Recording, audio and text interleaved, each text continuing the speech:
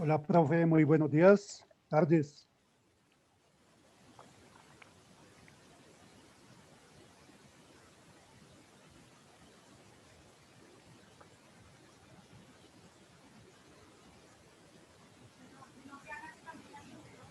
¿En dónde?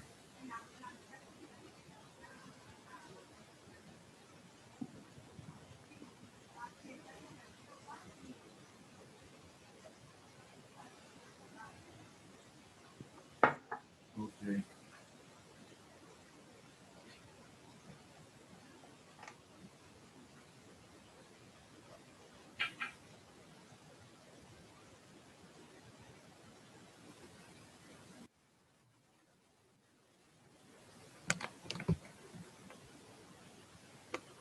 Hola, profe, buenos días. Buenos días, ¿cómo me le va, caballero? Muy, muy bien, ¿usted qué tal, profe? Bien, gracias a Dios. Ah, bueno.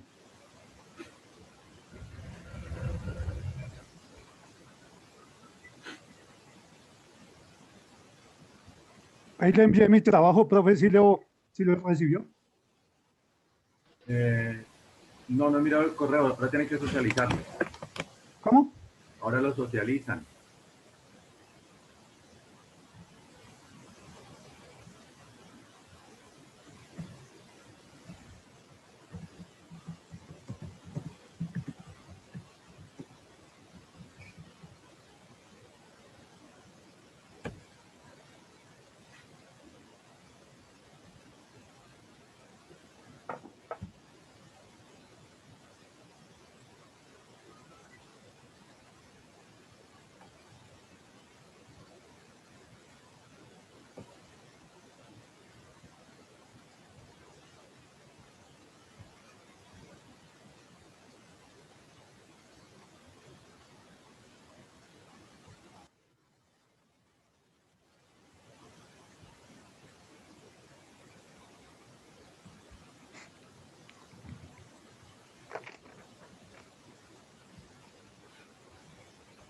Don Marco, buena tarde. Profe, muy buenas tardes, encantado de saludarlo y de verlo. Un gusto saludarlo y verlo también, don Marco. Igualmente, profe, muchas gracias. Roberto, buen día.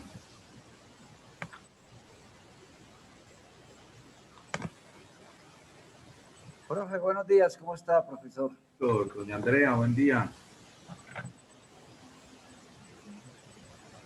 ¿Cómo le fue con el taller? Bien, El día, profe. Bien. ¿Cómo les fue con el taller? bien, profe. Sí, bueno, me alegra. Ahí se lo envié. Profe, Entonces, empecemos profe, yo lo he visto. por socializarlo y vamos mirando qué dudas y qué preguntas tiene. ¿Listo? Profe, Cuénteme. es la primera clase que voy a ver con su persona en este nuevo ciclo. Sí, pero sí miro que dejé el taller, ¿cierto? Sinceramente, no. Jairo creo que lo envió a todos. Yo tampoco, profe, vi Es ayer. que los que trabajamos en la universidad tenemos otro horario, otro calendario, profe. No, pero don Bernardo, buen día. Que ustedes les dictan de 5 a 7, nosotros ahora Profe, estamos de buenos 7 días. a 9.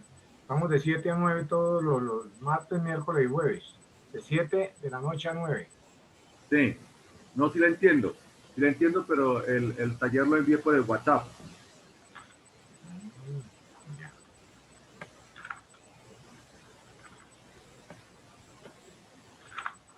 Don Bernardo, bienvenido. Gracias, profe, muy amable. Bueno, entonces, don Víctor, Señor, empiece usted con la primera pregunta del taller y vamos, como se dice, socializando.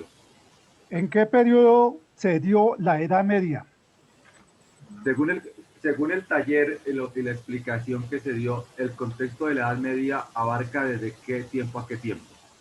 De los años 500 a 1500, con el descubrimiento de América, Exactamente, o sea, hay con dos, con la expulsión de los judíos, la conquista de Constantinopla.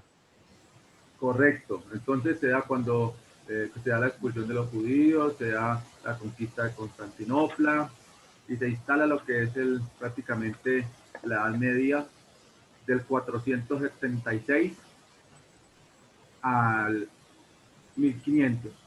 A 1500 Entonces, el después de periodo Cristo. medieval, ese es el periodo medieval, ese es el periodo donde se da la literatura medieval, donde se da, es la época del feudalismo, es la época en que ya el Imperio Romano se ha dividido entre el Imperio Romano de Occidente y el Imperio Romano de Oriente. Son dos características importantes que hay que tenerlas claras. El Imperio Romano primero fue el de Occidente. Cuando cae el Imperio Romano de Occidente, surge la Edad Media hasta el 1500. ¿Por qué se caracterizó esta Edad Media?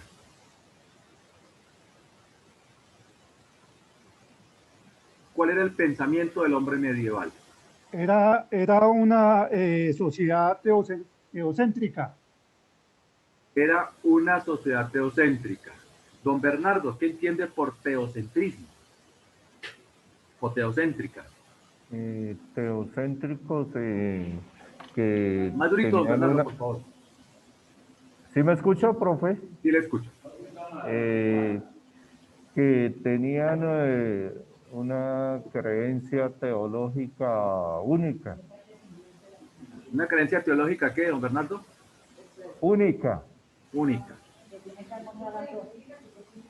Sí, es una creencia teológica, pero recuerde que existían también otros tipos de creencias. La sociedad medieval va a instaurar el teocentrismo específicamente cuando Constantino organiza lo que se denomina la Iglesia Católica. Pero esto no quiere decir de que el cristianismo católico haya sido el único. Estaba el judaísmo, estaba el politeísmo de los romanos, herencia del politeísmo griego. Politeísmo es creencia en varios dioses.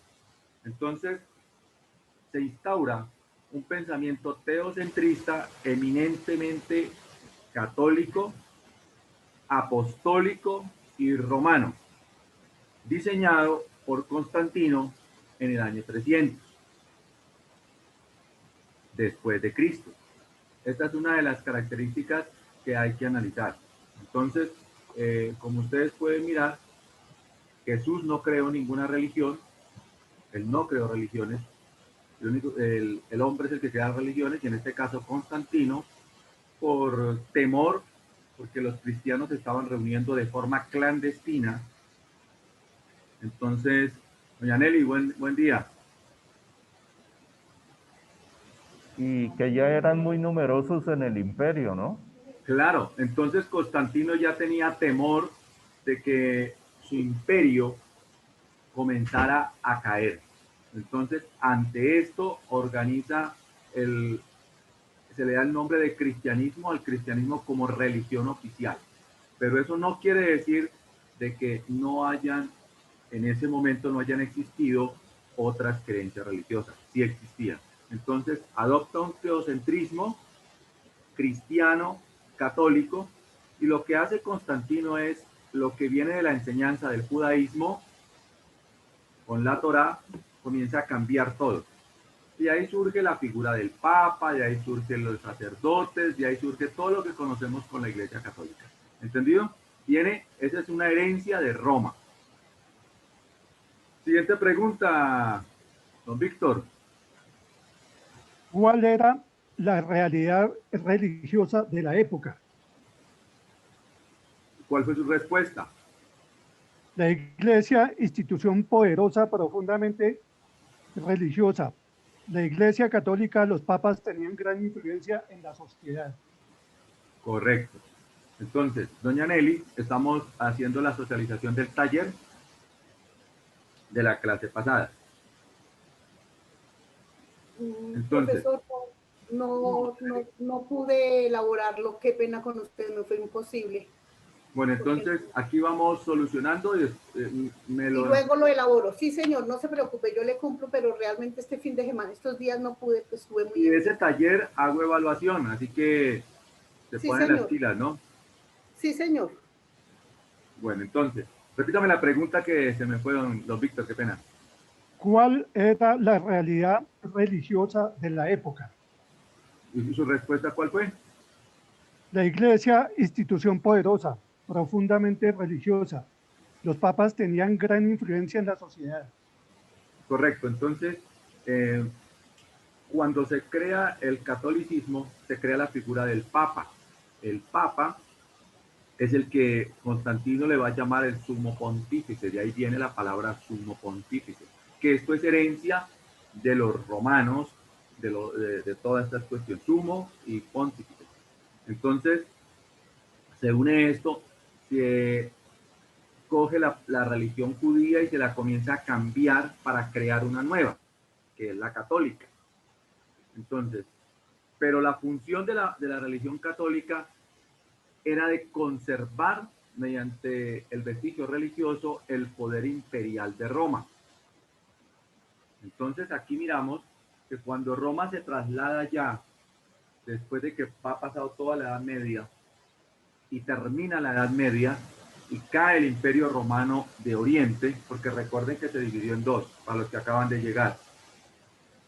Roma se dividió en el Imperio Romano de Occidente, ubicado donde hoy en día es Italia, y el Imperio Romano de Oriente. El ortodoxo y el católico, ¿no? Y ahí más adelante, exactamente. Pero primero está el inicio de la Edad Media, que es con la caída del Imperio Romano de Occidente por mano de los moros. Y en el año 1500 es la caída del Imperio Romano de Oriente en manos del Imperio Turco. Y lo que usted me está diciendo, don Bernardo, se va a dar en la Edad Media cuando el cristianismo se corrompe y va a dar la división a dos creencias religiosas iguales, que son la Iglesia Católica Occidental de Europa y la Iglesia Ortodoxa, la Iglesia Ortodoxa Oriental de Europa.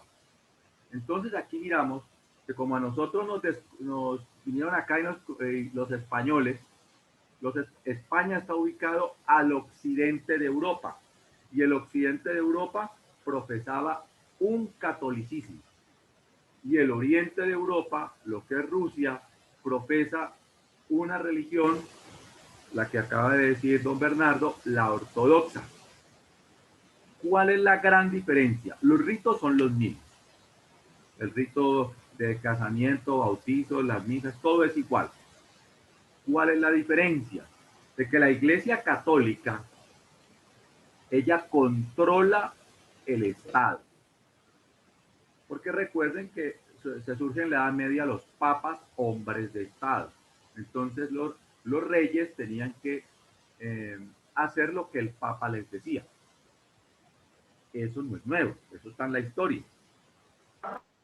Aún la Iglesia Católica tiene decisiones en los países donde tiene injerencia de decisiones de Estado. Correcto, correcto, es verdad. Entonces la Iglesia Católica no va a permitir que un Estado la controle. Ella controla el Estado. Y la Iglesia Ortodoxa asume un papel contrario. Ella acepta que el Estado la controle. Entonces, si usted va a ver aquí en los países latinoamericanos, la influencia del catolicismo es muy grande. Entonces, se dan las relaciones entre la Iglesia y el Estado, llamado el concordato. Cuando hay un problema político, la Iglesia está metida. Cuando hay un problema social, la Iglesia está metida. Entonces, todo está orquestado también mediante la intervención de la Iglesia, que hoy en día aparentemente no es tan fuerte, pero a comparación de los años 20, los años 30, pues lógicamente queda mucho más su influencia. Entonces, esa es la gran diferencia. Sigue el Imperio Romano, sigue, pero con la Iglesia Católica. Esa es una de las características importantes del Imperio Romano. El Imperio Romano no muere con la caída de Roma Oriental.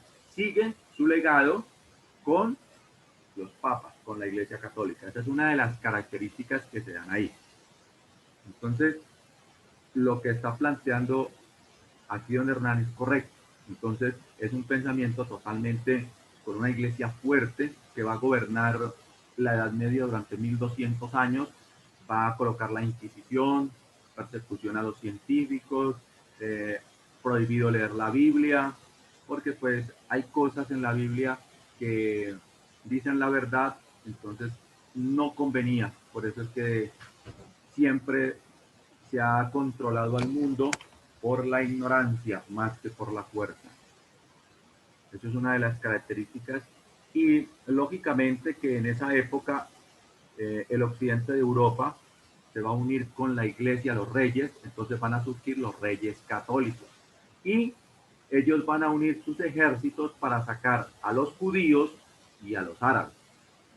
Razón por la cual en el castellano nosotros hablamos más de 4000 palabras de origen árabe. De ahí vinieron las famosas cruzadas, ¿no?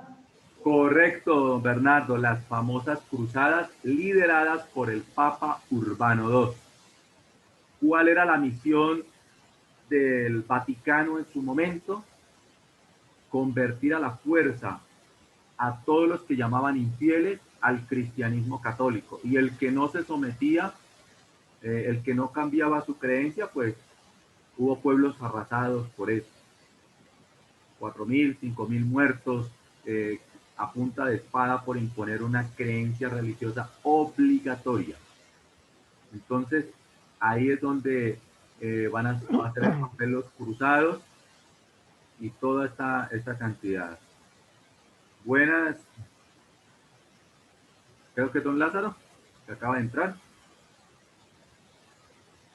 Bueno, la siguiente pregunta, don Víctor. Profe, buenas tardes. Buenas tardes. Pero ya estoy ahí entrando, doctor, gracias. Aquí, bueno, aquí estamos resolviendo el taller, entonces va colocando atención porque eso toca que lo vaya resolviendo y lo vaya estudiando. ¿Cómo estaba estructurada la sociedad medieval? ¿Cómo estaba estructurada la sociedad medieval? Tu respuesta. A modo de pirámide. En la cúspide, el rey, nombrado por el Papa, máxima autoridad.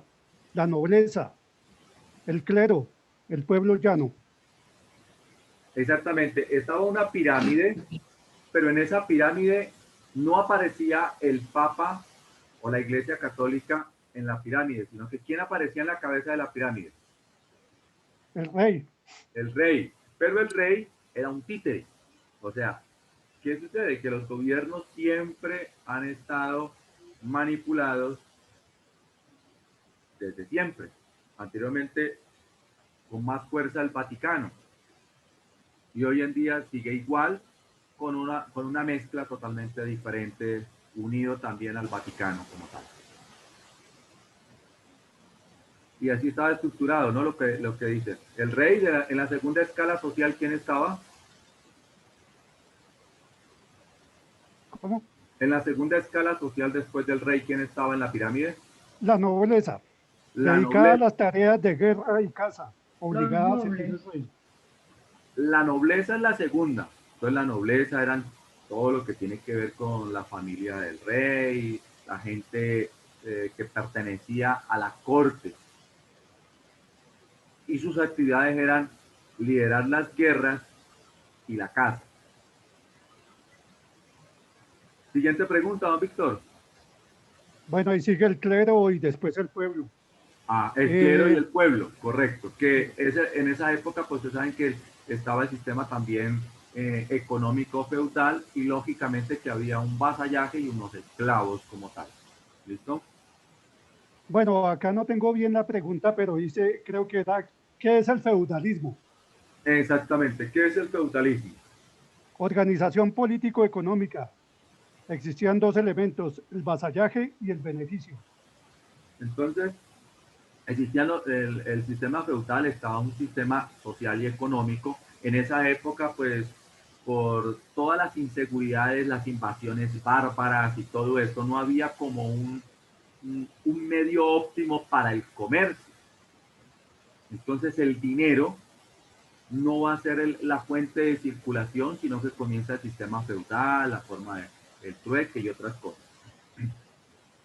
Este sistema feudal, poco a poco, va a haber unas ciudades como que se va a llamar Burgos, y en Burgos comienza pues prácticamente más adelante todas las actividades comerciales, donde va a surgir una nueva clase social llamada más adelante la burguesía, que son los comerciantes y son los que van a poner a temblar a los reyes en su momento.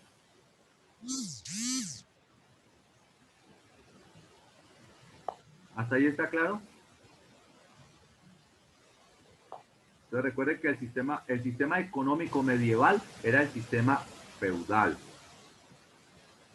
Con estas características del sistema feudal, teocentrismo, la literatura de la Edad Media, ¿cómo va a ser la literatura medieval? ¿Sobre qué va a centrarse la literatura medieval?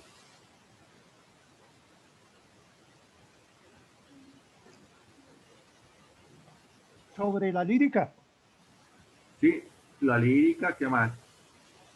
La lírica, La lírica es la poesía. la lírica es la Los poesía. versos, los versos. El género dramático, la dramaturgia. Y los temas que van a tratar las obras literarias de esa época, los versos, algunas obras teatrales y la literatura en sí, sobre qué temas irán a tratar, teniendo un pensamiento teocentrista y teniendo una sociedad económica y una sociedad feudal, con una economía feudal. ¿Cuáles serían los temas que ellos tratarían? Todos los temas trataban casi sobre el amor. Trataban sobre el amor.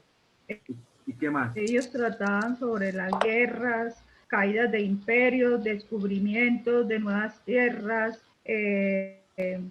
escritos, entre esos está pues el escrito de los cantares del Miocí, que a propósito me escuché el audiolibro y bajé, son 3.730 poemas hablando sobre la vida de Rodrigo Díaz, el campeador, y ahí pues ese poema habla en sí, todo habla sobre lo que fue la vida de Rodrigo Díaz y toda su familia y las conquistas y las pérdidas y las muertes y todo lo que ocasionó la vida de este señor.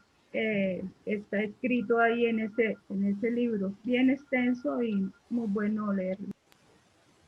Pero en toda esa literatura, tanto como usted se miró el Cid y todas esas cosas, usted encuentra, pues sí, la historia de Cid, pero dentro de todo lo que usted mira de la obra literaria del Cid, de los poemas y de la narrativa, va a encontrar... Y habla sobre los valores cristianos, la religión, ¿sí? Correcto. La interpretación de... Ajá. Repítame eso, por favor, que es correcto. De todo, o sea, los valores. Pensamiento medieval. Repítalo, Andrea. Habla sobre los valores, los valores cristianos y la religión. Correcto. Habla de los valores más que todo lo que, y la religión porque era sí, teocentrista. yo veí que... Y es correcto lo que dice Andrea, ese era el pensamiento medieval. Entonces, obras literarias, poesía, narrativa, teatro, tenía en su centro, en su temática, temas de carácter religioso. Pero recuerde que en esa época el ser humano tenía que estar sometido al rey y defender al rey a muerte y defender la Santa Iglesia Católica a muerte.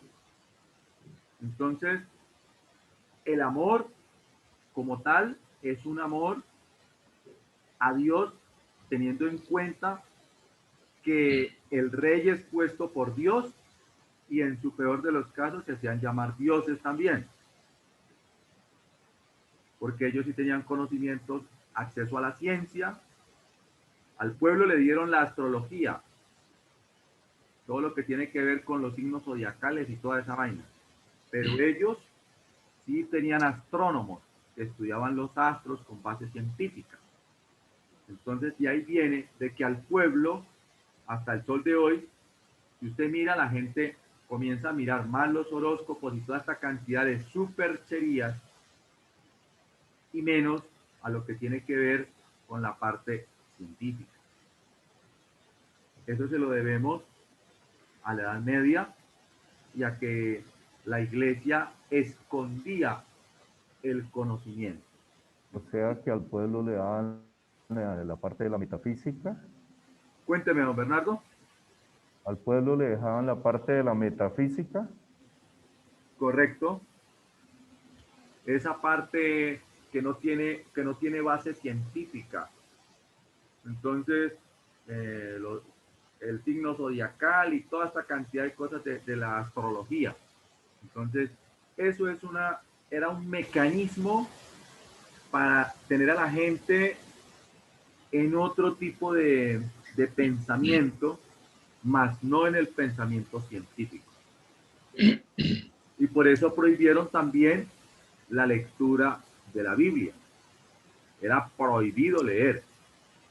El pueblo no podía leer, y menos las mujeres. Las mujeres solamente estaban diseñadas en el pensamiento medieval para ser obedientes a su esposo. El esposo podía maltratarlas y pegarles como a una hija y tenía que estar obediente, pero esto no es porque lo decía o lo dice la Biblia, esto lo planteó en la Edad Media el Vaticano para poder tener sometimiento, porque la mujer es mucho más astuta y la mujer es capaz de liderar grandes cosas.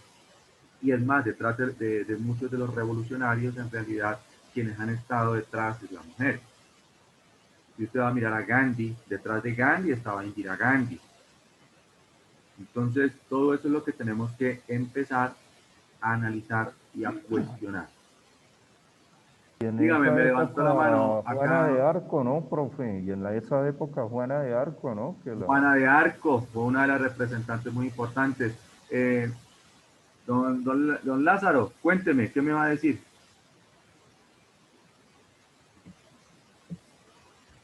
Don Lázaro, ¿me escucha?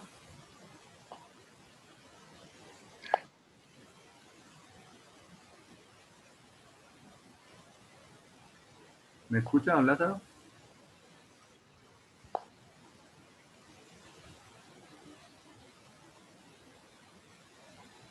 Luis Jairo, buen día. Buenos días, profe. Qué pena que no había podido entrar. Hasta ahora puedo ingresar. Tranquilo, no se preocupe. Gracias, doctor. Estamos aquí resolviendo el taller con las preguntas que había. Entonces, ¿en qué pregunta íbamos, don Víctor? En la quinta. La quinta. ¿Cuál era el propósito de la literatura medieval?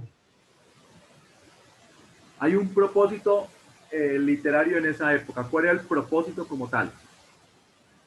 Difundir el canto, la recitación. La gran mayoría de población era analfabeta. La gran mayoría de la población en la Edad Media era analfabeta, motivo por el cual fue dominada. Segundo, se crean las manifestaciones literarias como una manifestación prácticamente para dar a conocer la vida de los santos, para dar a conocer la pasión de Cristo, y también surge el arte de los vitrales, que se está en las iglesias, que es todo lo que ustedes miran en el arte en vidrio. Como la gente no sabía leer, entonces todo lo que es lo que conocemos como el Vía Crucis estaba en las catedrales medievales y todavía se encuentra.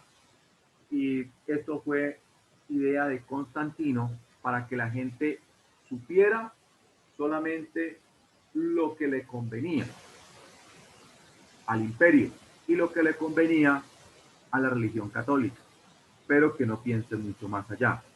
Ocurre en la Edad Media que Galileo Galilei, que ustedes lo han escuchado hablar de él, un gran astrónomo, científico, debate y critica el pensamiento que tenía la iglesia en su momento. Por eso es que se dice que la gran verdad de hoy es la gran mentira de mañana y que no existen verdades absolutas, sino verdades relativas. Todo en la vida es relativo, o sea, es un relativismo. Entonces decía la Iglesia Católica que la Tierra era cuadrada y plana y que era el centro del sistema solar. Galileo Galilei, con los estudios que había hecho Ptolomeo es uno de los científicos que planteó en su momento todo lo que tiene que ver con el movimiento de los astros, y los astros ellos no circulan de forma circular, sino de forma elíptica. Entonces, esa forma elíptica y la mecánica planetaria lo va a dar Ptolomeo. Esos estudios que adelantó Ptolomeo los confirma después Galileo Galilei, y Galileo Galilei le dice a la iglesia que está equivocada, que el centro del sistema solar es el Sol y que la Tierra gira alrededor del Sol junto con los otros planetas.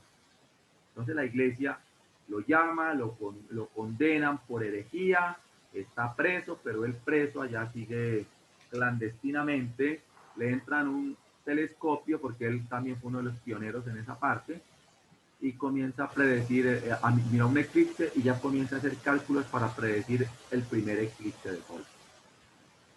Y le tocó retractarse y decir de que todo lo que él afirmaba era falso, pero para que no lo maten. La sentencia no se la levantaron en vida, sino después de muerto. El Papa Juan Pablo II le levantó la sentencia a Galileo Galilei, paradójicamente. Ellos persiguieron a los que hacían ciencia para que ellos no divulguen a la sociedad, pero ellos sí tenían conocimiento. Como el lente, lo que hoy conocemos como las gafas, el invento se dio por casualidad. En una cristalería de la Edad Media, a un niño le dio por jugar con los vidrios de la época, y Letersheim comienza a mirar esto y comienza él a ir cuadrando y se da el invento del lente. Pero el lente lo utilizaban las altas jerarquías de la iglesia, pero al pueblo le decían que no se podía colocar nada en la vista porque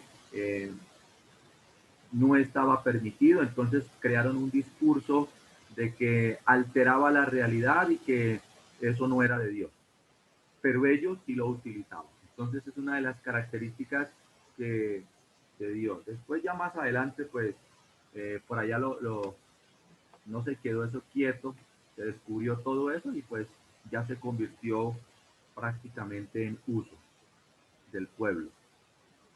Pero esa es una de las cuestiones que hay que analizar y hay que cuestionar. La siguiente pregunta. ¿Cuál fue el género más utilizado? ¿Cuál sería el género más utilizado? La lírica, la narrativa, el teatro. La lírica, la narrativa y el teatro. Entonces, la lírica, que es la poesía que surge en Grecia, que son poemas. Estos poemas estaban acompañados en la antigua Grecia por un instrumento musical llamado lira, por eso se llama género lírico.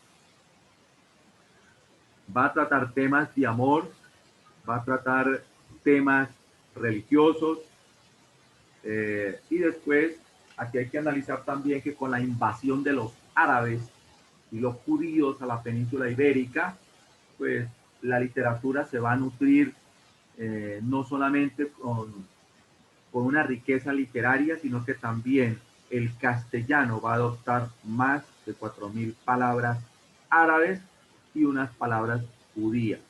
Esto es lo que hace que el castellano sea un lenguaje pluricultural, plurilingüe. Entonces, cuando usted dice almacén, almacén es una palabra árabe.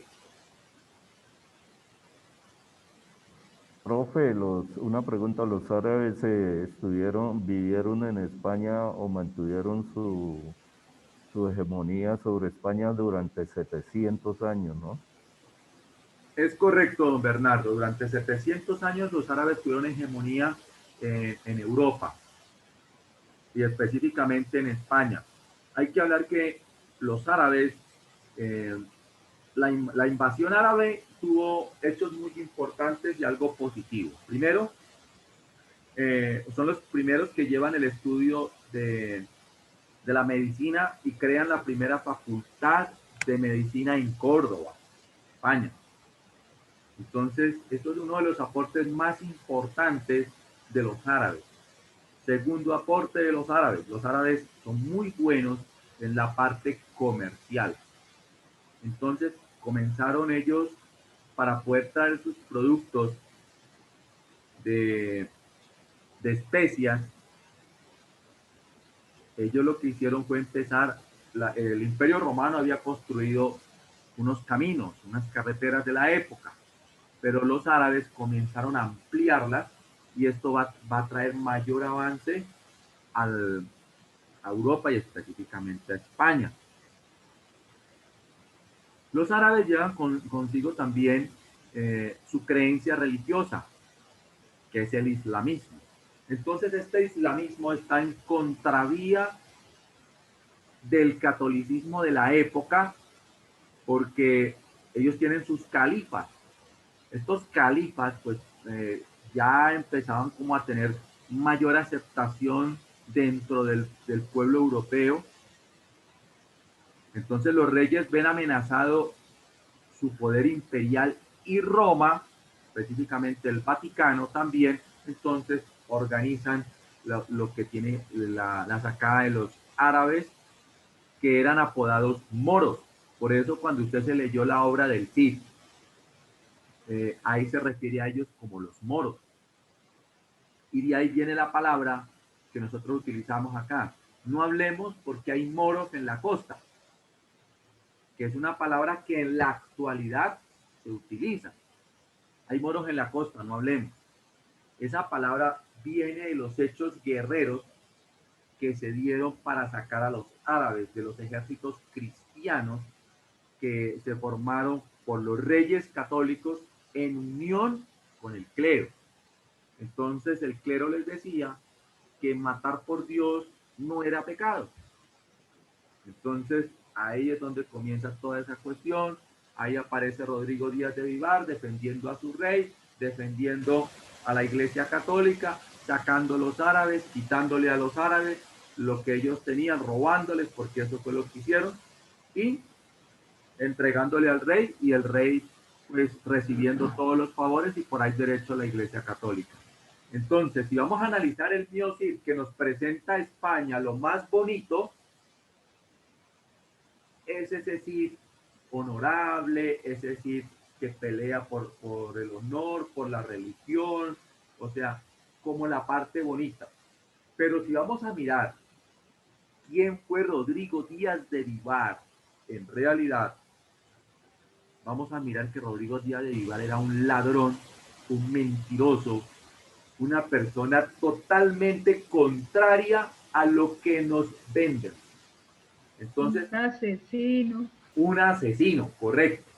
Entonces, eso nos mostró la Iglesia Católica en su momento porque le convenía, y eso también le convenía al rey.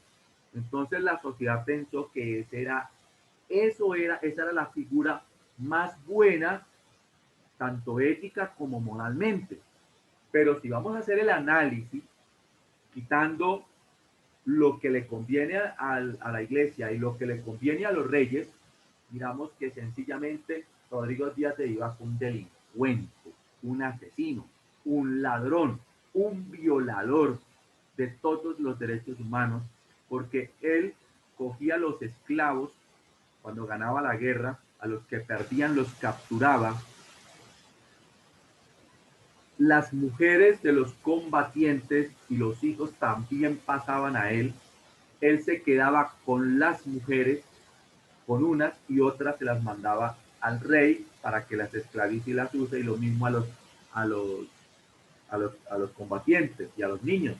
Entonces se convirtió prácticamente en una persona que vulneró todos los derechos fundamentales que hoy conocemos. Lo mismo que los grupos armados ilegales hacen en la actualidad en el mundo. La misma cosa. Eso era Rodrigo Díaz de Vivar. La otra cara, pues cuando uno habla de literatura, tiene que hablar de lo que le conviene al rey y de lo que no le conviene al rey. Y cómo colocaron algo que no le convenía, algo malo, lo convirtieron en bueno. Entonces, esa es la figura que tenemos que empezar a desmitificar, no solamente de los héroes literarios y legendarios, sino también de los héroes que a nosotros acá nos vendieron como independentistas. Entre ellos, Bolívar. O sea, la historia, por conveniencia de la época y de la iglesia, colocó a una figura, pero no era lo que realmente es. Entonces, ¿quién estaba detrás de Bolívar? Eso es lo que usted tiene que analizar. Bolívar quería la libertad. Bolívar quería ser el Napoleón de las Américas. Bolívar no quería independencia como tal, él quería ser un dictador como tal. Y lo fue. Gobernó a Colombia de manera dictatorial, en esa época la Gran Colombia. ¿Qué imperio estaba detrás y apoyó a Bolívar? Inglaterra. Inglaterra no iba a apoyar una guerra, sino iba a tener un beneficio. Entonces nosotros metieron un Bolívar, un héroe, pero ¿qué clase de héroe fue? Bolívar fue un asesino, Bolívar fue un guerrillero, porque la única fuerza legal en ese entonces era el ejército del rey. Y Bolívar forma un ejército con un puñado de indios y de negros, esclavos que tenían la finca de sus tíos, y va comenzando por donde él va pasando. El que no lo sigue lo mata. Así fue Bolívar. Igual como hace la guerrilla ahorita, o los grupos armados, que se llevan a la fuerza a los jóvenes campesinos. La misma historia. Y Bolívar mató a sus mejores amigos para poder llegar al poder que él tuvo. Y las masacres que hizo, la masacre que hizo en Pasto, la Navidad Negra. Entonces, no es así, es que tenemos que empezar a quitarnos la idea de que todo lo que nos han dicho como bueno no ha sido tan bueno. Entonces, profe, en este caso a Bolívar le suministraron recursos, ¿no? Más durito, don Bernardo. Profe, en ese caso Inglaterra le suministraría recursos a Bolívar, ¿no? Claro. Claro, le suministraron recursos económicos. También vinieron unos ingleses y unos franceses. Usted puede leer la Legión Británica que le ayudó a Bolívar y que combatió con Bolívar a los españoles. Pero recuerden que en esa época España y Inglaterra tenían una pelea en Europa.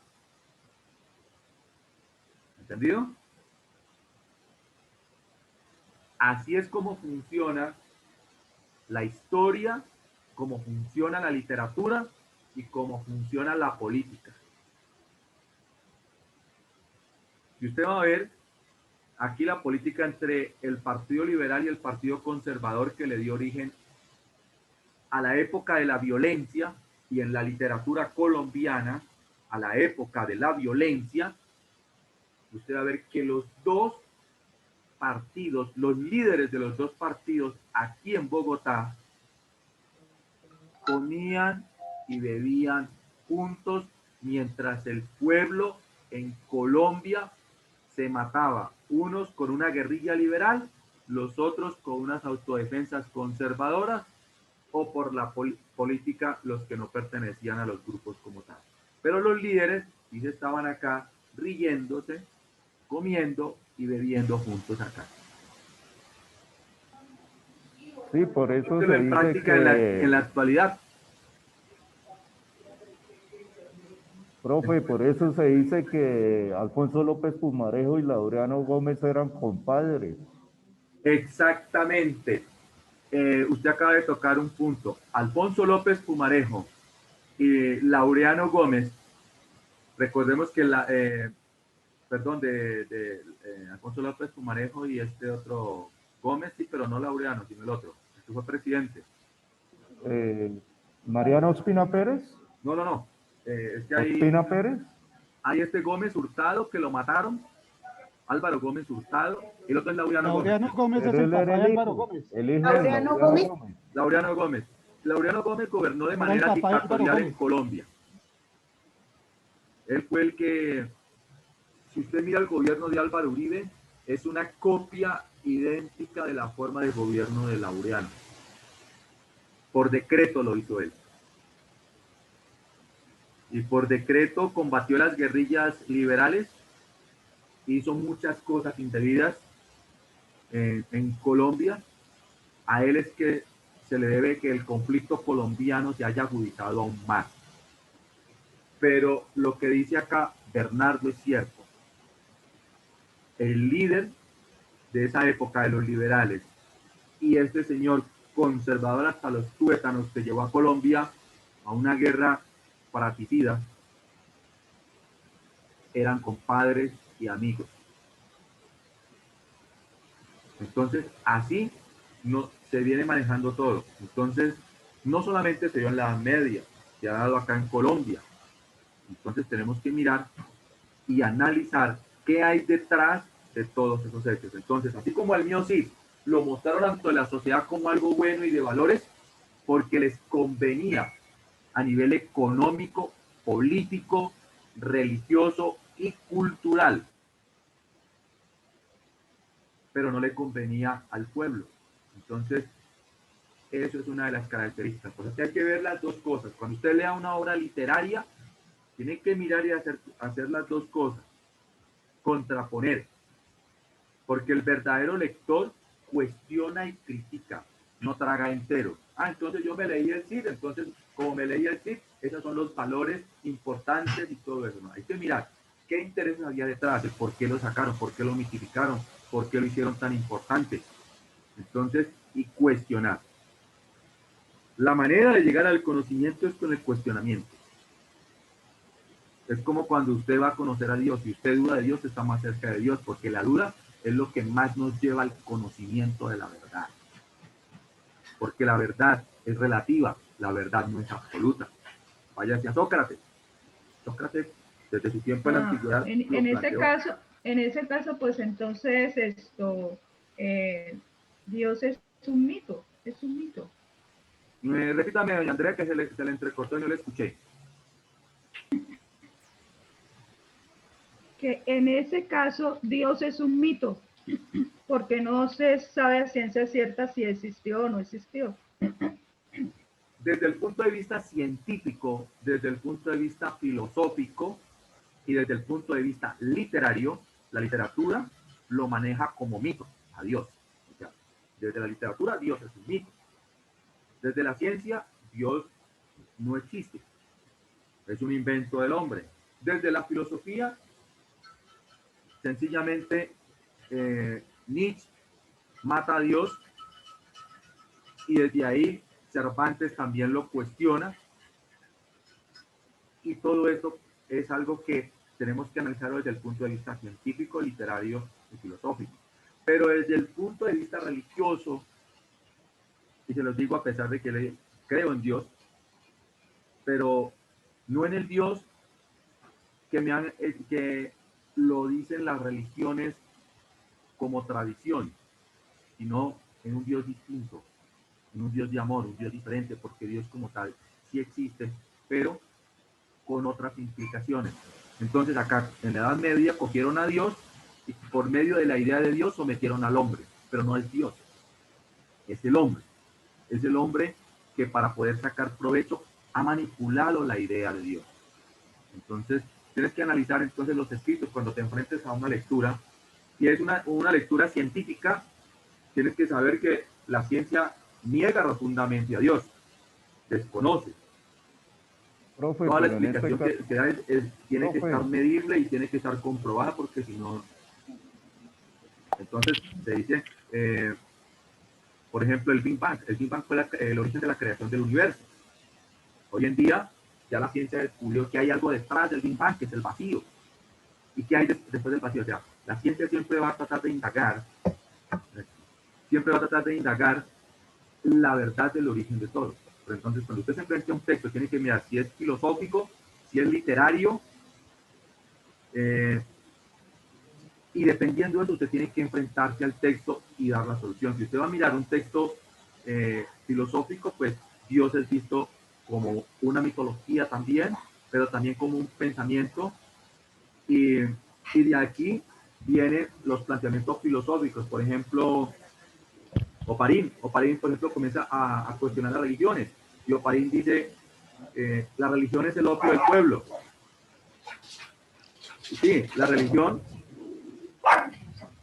es el opio del pueblo, siempre y cuando sea vista como ente manipulador, como pasó en la Edad Media. O sea que las religiones son un mito y además de ser un mito, son un negocio. Las religiones sí, pero Dios sí existe. Por eso, las ¿Quién era religiones, Por eso Jesús... las ¿Quién era religiones Osiris son un mito. Dionisio? Y como son Todas un las mito, religiones entonces se son un convirtieron negocio. en negocio. Todas son un La negocio. religión es, la Las religión es un religiones son negocio. un negocio. La religión Claro. es un negocio. Pues yo creo que, Claro. profe, de acuerdo La al gente estudio, se hace, de la acuerdo al gente se estudio que hace cada uno rica haya, vendiendo Pero un eso. momentico, pero... Y además de A ver, doña negocio Andrea, se primero. convirtió en manipulación. Bueno, doña Andrea, la escucho. Profe, ¿quién era Osiris Dionisios? ¿Quién era? Osiris Dionisius, ¿usted me está hablando de la religión egipcia? Sí, que era un dios pagano, algo así, no sé. Bueno, a su pregunta, sí, era un dios pagano de los egipcios, que tiene que ver con Tamuz, que es la representación del dios Sol. Y Constantino era un sacerdote que adoraba al dios Sol. De ahí que usted mira en la Iglesia Católica la custodia en forma de sol, creo que la custodia la que es así en forma de sol. Entonces, eso es paganismo que se metió. ¿Quién lo metió? Constantino. Entonces, ahí es donde se desdibujó la palabra de Dios. Entonces, Dios... Profe, una pregunta. Cuénteme. Y entonces, los concordatos entre la iglesia y los estados se instauró con un fin propio, como es de seguir manipulando al mundo entero a través de los estados y a través de por ejemplo, de los concordatos. Por ejemplo, Colombia tiene un concordato con Sí. el Vaticano y a través de eso Correcto. nos manipulan constantemente. Por ejemplo, a su pregunta, el concordato son las relaciones iglesia-estado. Si usted va a ver, acá surgió en Colombia el Partido Conservador. El Partido Conservador surge para conservar la riqueza del que la tiene, para conservar la tradición católica y para conservar la costumbre y todo lo que tiene que ver con España. Entonces, si usted va a analizar los presidentes en Colombia que han sido conservadores, todos ellos han apoyado el concordato y le han dado plata a la iglesia. Entonces, el Partido Conservador como tal nunca le ha mentido al pueblo. Él nació para conservar la riqueza del que la tiene. No nació para crear industrias, para apoyar al pueblo como tal.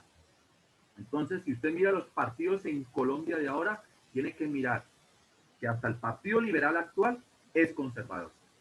Esa es una de las características que usted debe entender. Entonces, ¿por qué la iglesia está metida en todo esto? Y la misma iglesia es política. Cuando se reúnen a elegir el Papa, en el cónclave, allá deliberan los que son liberales y los que son conservadores.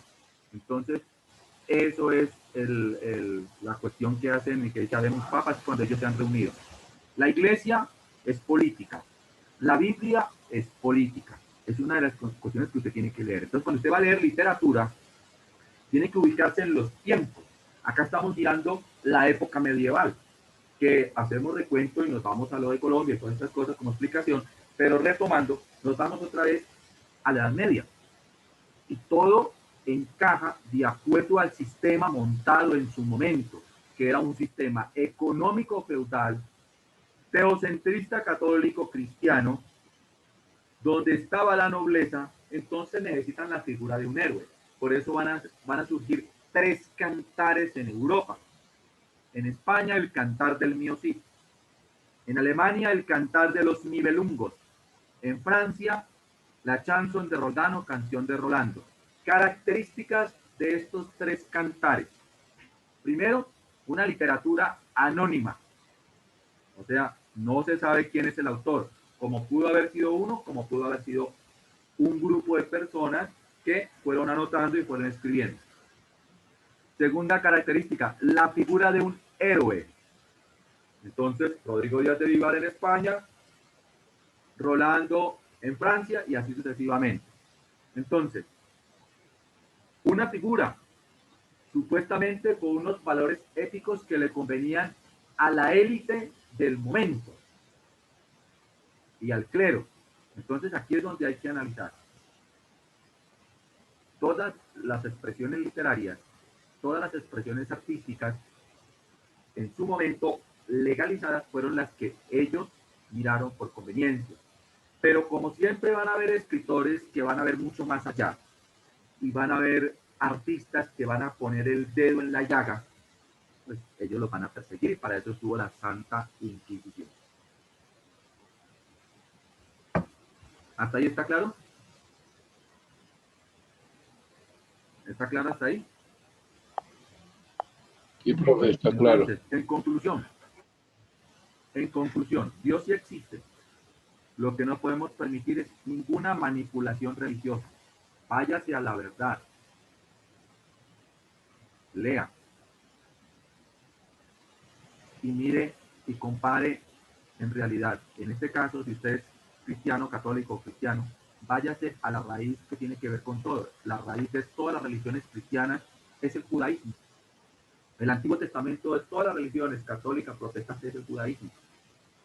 Entonces, váyase a eso también y lea la Torá, lea la Biblia y compare. Entonces usted va a entender muchas cosas ahí y va a comprender qué es en realidad. Entonces Dios existe, pero no podemos permitir ningún tipo de manipulación religiosa ni de las élites, como siempre ha existido. Entonces, en ese momento, pues los escritores y pintores y filósofos que pensaron distinto, pues fueron perseguidos, quemados en la hoguera, guillotinados otros. ¿Por qué? Porque no se permitía conocer la verdad. Anteriormente era prohibido leer. Hoy en día usted puede leer, pero la gente tiene pereza de leer. Hace cuánto, cuando yo estaba en el bachillerato, que no lo terminé, en esa época estaba prohibido, o sea, hasta donde yo me acuerdo que estaba prohibido leer la Torá, ¿sí? Porque era una cosa que me decían que no la iba a entender. La verdad no sabía por qué, ¿no? Que era lo que tenía oculto esa Torá en ese entonces. Pues ahora pues no he podido tener acceso a la Torá, toca buscarla por acá como audiolibro o buscarla por acá en internet y bajarla para poder informar. Claro, porque lo prohibieron, lo prohibieron sencillamente porque eso tumbaría muchas cosas. Entonces, lo que está con Dios es una cosa y lo que no está con Dios ya es otra cosa. Y aquí es donde usted va a empezar a analizar y a cuestionar muchas cosas, el por qué. Y va a entender no solamente lo de antes, sino que va a entender mucho de lo de ahora. Entonces, a medida que se va desarrollando los periodos históricos, el Vaticano y la sociedad elitista de la época va a generar un proceso. Entonces todo va a cambiar, todo va a ir cambiando. ¿Por qué? Porque ese cambio se necesita, poco a poco, pero siempre van a haber cambios, y estos cambios van a ser económicos, políticos, sociales, culturales, religiosos. Por ejemplo, la pedagogía antigua, ¿a qué se enseñó? A obedecer y no pensar. Esa era la educación tradicional. Entonces, por eso el maestro, si usted veía en la educación de antes, hasta donde el maestro pisaba era más alto que el estudiante, dominación. Eso era lo que se necesitaba, dominar. Esa dominación castró el pensamiento. Entonces, la filosofía comienza a mirar todo ese tipo de cosas, pero no hicieron caso. ¿Por qué? Porque todo estaba orquestado. Entonces, ahora viene una nueva pedagogía. La pedagogía de ahora es por competencia. Entonces, hay que competir, y esto viene desde el sistema de mercado. Usted tiene un negocio de arepas en la esquina y usted la vende a un precio, el otro tiene que sacar las arepas más baratas y de mejor calidad, etcétera. Todo esto es, y así está la educación, por competencia. No importa el ser humano, importa competir. Ahí es donde se comienza a generar un proceso más capitalista, de mayor rentabilidad, más consumista, pero que va alejando al ser humano de su verdadera esencia y lo vuelve un ser totalmente vacío, superfluo. Pero eso es característica del capitalismo salvaje, que muy claramente comparto lo que Carlos Marx dijo en su momento, que el capitalismo degrada al hombre. En esa parte sí tiene razón, porque lo degrada. El que más tiene, más quiere y nunca te llena, y así. Pero va perdiendo el valor importante por las cosas más sencillas de la existencia y de la vida. En eso sí tenía razón. Pero en el resto de los postulados de él no los comparto, porque filosóficamente y socialmente pues hemos visto que han sido un fracaso.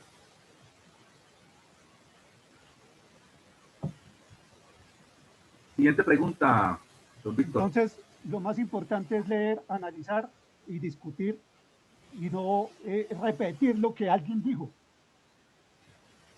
Exactamente, don Víctor. No dar por sentado nada, porque lo que a nosotros nos hacen creer como algo bueno, tiene que mirar que puede ser, que ir más allá. Hay que cuestionar todo. Si el ser humano no cuestiona nada, está muerto en vida. Esa docencia, todo hay que cuestionarlo.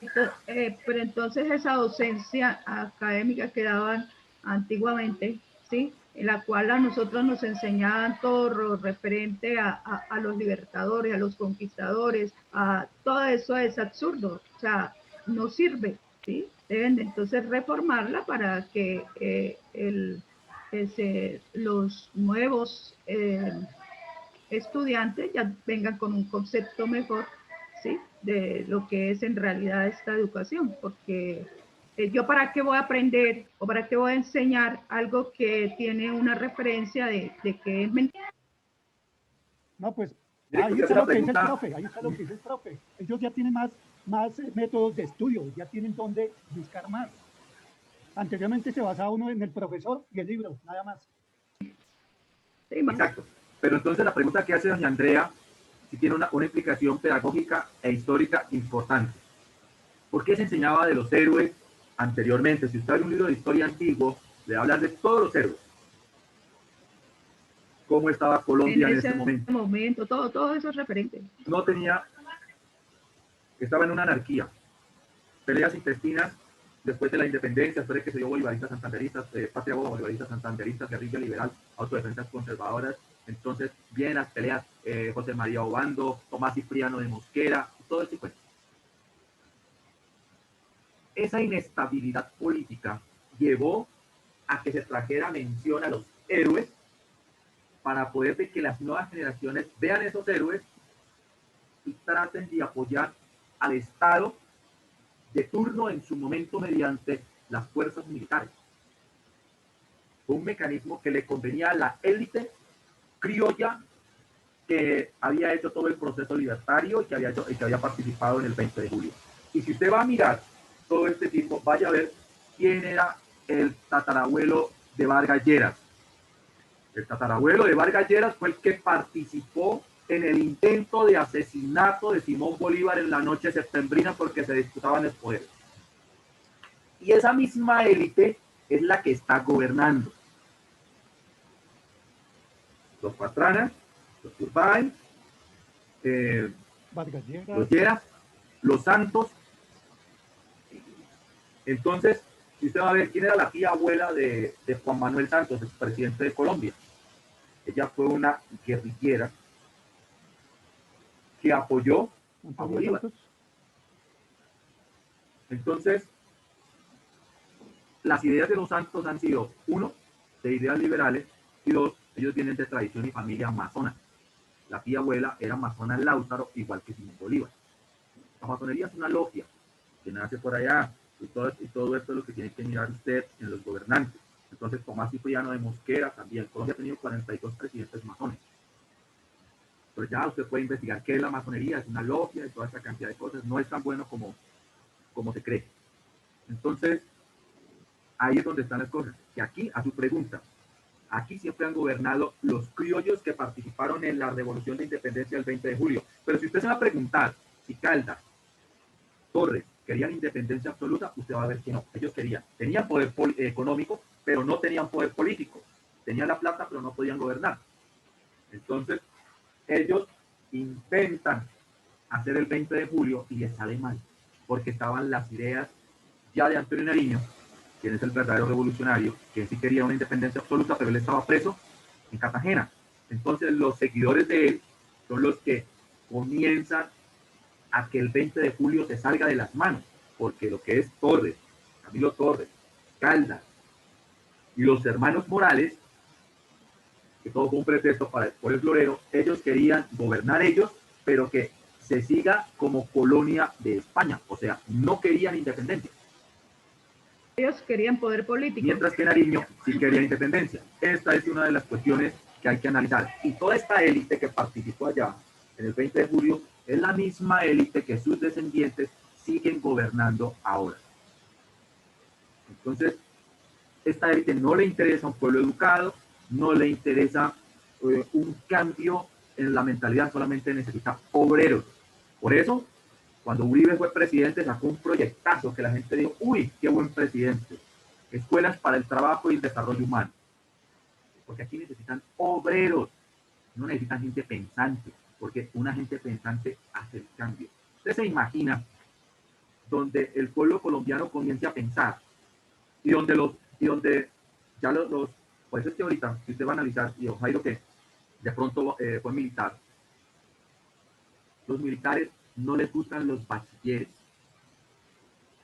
porque es que el soldadito campesino yo lo puedo manejar, mientras que el soldado bachiller no, que ya es mucho más pensante, es más desobediente, para que me hago entender. No va a obedecer así como así. Mientras que el soldado profesional campesino, sí. ¿Es la verdad o no es la verdad, don Luis? Pues eso ha cambiado mucho porque hoy en día prácticamente todos los que ingresan al ejército, más que todo, pues son bachilleres. Muy raro ahora el que no es bachiller. Sí. Y no se puede decir de que no, que estén buscando los analfabetas tampoco, porque precisamente a veces el ejército tiene ese problema que lleva gente que tiene poca cultura y va a actuar en forma indebida, como pasó por allá en el Valle de un soldado que por ahí asesinó a una persona allá, porque... Eso es cierto, lo que es parte es cierto. Entonces, todo tiene que cambiar. Se necesita gente más pensante, una educación más inclusiva, una educación pero profe, ahorita por ejemplo se está viendo de que los muchachos ahorita se preocupan más por prepararse, por estudiar, por salir adelante, o sea, por tomar una educación más concreta, ¿sí? Y los catalogan de guerrilleros, de pandilleros, ¿sí? Entonces, el Estado, ¿no? El Estado, porque pues viéndolo así, entonces en eso tendría razón, de que no quieren gente pensante y por eso los que dan esa categoría, a los pelados, a los muchachos, a los jóvenes. Estamos en lo mismo que la media. Tenía que usted obedecer al rey, las normas del rey, del papa, del clero, y si usted pensaba distinto, era perseguido, condenado a la hoguera o a la guillotina, y era tachado de hereje. Caso actual, si usted está en contra del status quo, se llama eso, que son las élites, que es el gobierno como tal. Entonces, usted es perseguido y tachado de lo contrario. Entonces ya viene a ser el malo de la película. Pero eso es lo que tratan de hacer, de lo que desdibujan los medios. Entonces, tenemos acá, por eso es que Colombia en este momento está polarizada. Entonces, dicen que una ultraderecha es buena y que una ultraizquierda es mala. Y resulta de que ahí hay cosas que tenemos que analizar. Hay que analizar muy bien porque no se puede catalogar. No podemos pensar nosotros de que por pensar distinto ya es bueno o es malo. Ni lo bueno existe ni lo malo existe porque todo es relativo, dependiendo de muchas cosas. Entonces, miramos nosotros que se necesita cuestionar. No traguen entero, cuestionen hasta lo que yo les digo. A mí no me interesa que usted piense como yo pienso. Me interesa que usted dude. Lo malo es que los colombianos estamos todavía pensando y pensando y pensando y eligiendo lo malo. Ah, lo malo es que nosotros todavía vemos Caracol y RCN. Eso es lo malo. De hoy en adelante es otra era. De hoy en adelante vamos a vivir otra era, ¿no? Sí, pues se tiene un cambio, ¿no? Eso es algo que se tiene que dar. Pero entonces, para ese cambio, toca prepararse primero intelectualmente, para ir entendiendo muchas cosas, porque son unos cambios. Esos cambios, por ejemplo, el cambio que viene, que se tiene que dar, es como el cambio del sistema feudal al sistema capitalista. El sistema feudal medieval, donde la gente se iba del campo a las ciudades, de las ciudades al campo, al contrario, y después en el capitalismo, cuando surge el capitalismo, las ideas liberales, la burguesía, entonces ahí es donde se va a gestar la Revolución Francesa, pero ya estaba orquestada por los mismos burgueses que ellos comenzaron a hacer temblar las monarquías. Pero entonces, ¿qué hicieron los reyes? Se unieron con los burgueses de la época, con los comerciantes. Entonces, muchos cayeron, ¿sí? Muchas monarquías, pero unas todavía se conservan, como las de España, Francia, todas estas cosas. Esto va a dar origen a una apertura comercial, a la circulación del dinero, cosa que en el sistema feudal no había, porque era un sistema económico diferente, netamente agrario y intercambio de productos. El cambio de esta economía feudalista a la economía del sistema capitalista, con cambio ideológico de un teocentrismo a un antropocentrismo y al surgimiento de las ideas liberales, va a dar paso a un cambio del mundo. Y ese cambio que vivieron fue importante.